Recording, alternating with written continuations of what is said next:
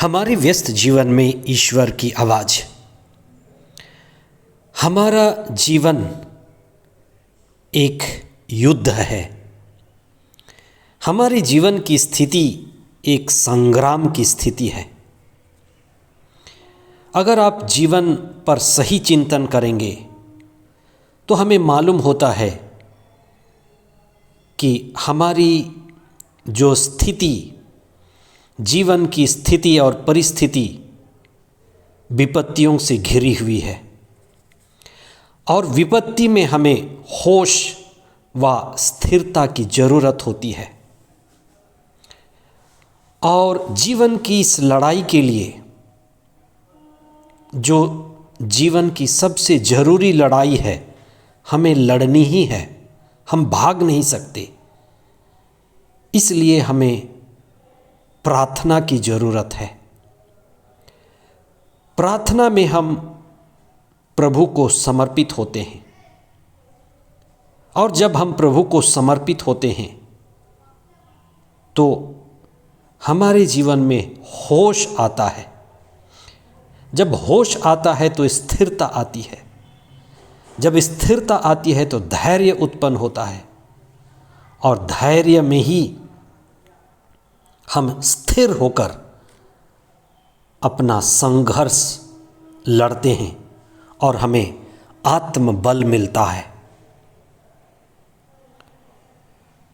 25 नवंबर 2025, 34वां सामान्य सप्ताह, मंगलवार। पहला पाठ नबी दानियल का ग्रंथ, अध्याय 3, पद संख्याएं 31 से 45 तक और संत लूकस का सुसमाचार, अध्याय 21, पद संख्याएं 5 से 11 तक।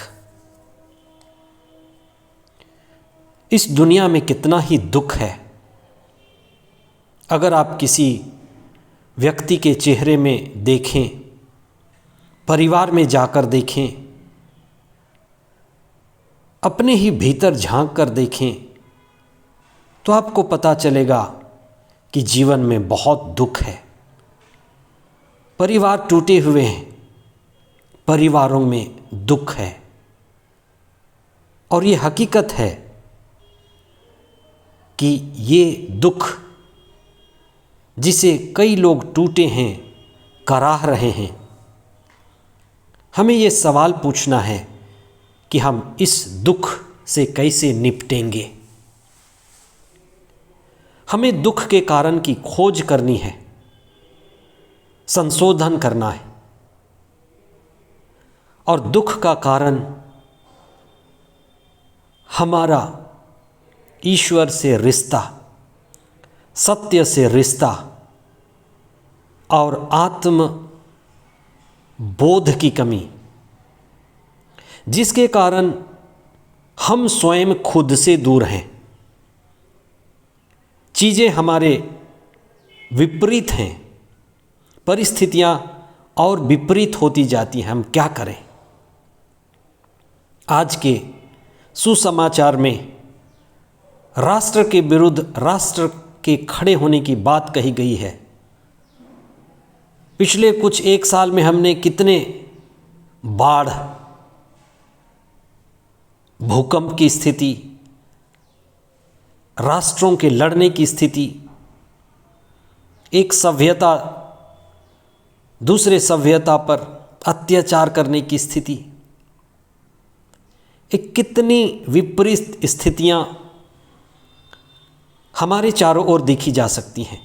अराजकता है, निराशा है, हताशा है, बेचैनी है और बंधन और दुख का कराह है। हम क्या करें? आज के पहले पाठ में अज़रिया के प्रार्थना की बात हमारे लिए प्रस्तुत की गई है कि विपरीत स्थितियों में प्रार्थना सबसे जरूरी है। प्रार्थना यानी ईश्वर से जुड़ना, आत्मा से जुड़ना, स्वयं से जुड़ना। जब हम ईश्वर से जुड़ते हैं तो हमारी निराशा आशा में बदलती है। जब हम ईश्वर को समर्पित होते हैं तो हमारी आशा प्रभु में बढ़ती है, आत्मविश्वास भी बढ़ता है। समर्पण के कारण हमारी परिस्थितियां प्रभु के हाथों में होती हैं और प्रार्थना के कारण, समर्पण के कारण हमारे जीवन में धैर्य उत्पन्न होता है। और जब हम धैर्यशील हैं, स्थिर हैं, तो हम आत्मबल और आत्मज्ञान से जो भी युद्ध की स्थिति है उसको झेल सकते हैं।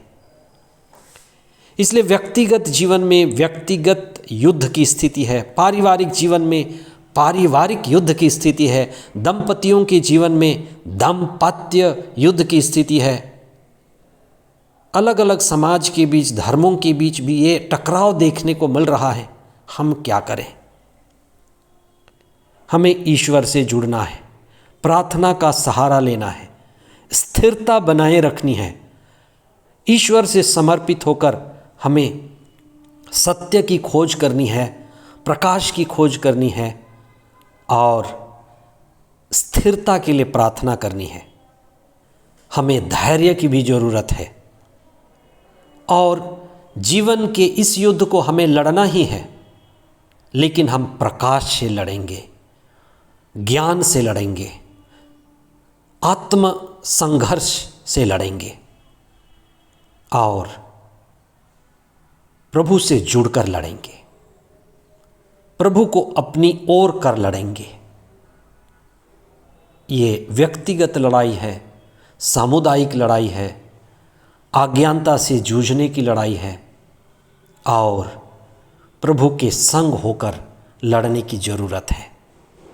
विपरीत स्थिति में भी हम प्रार्थना में जुड़े रहें, धैर्य बनाए रखें और स्थिर होकर अज्ञानता के विरुद्ध और अंधेरे के विरुद्ध लड़ें।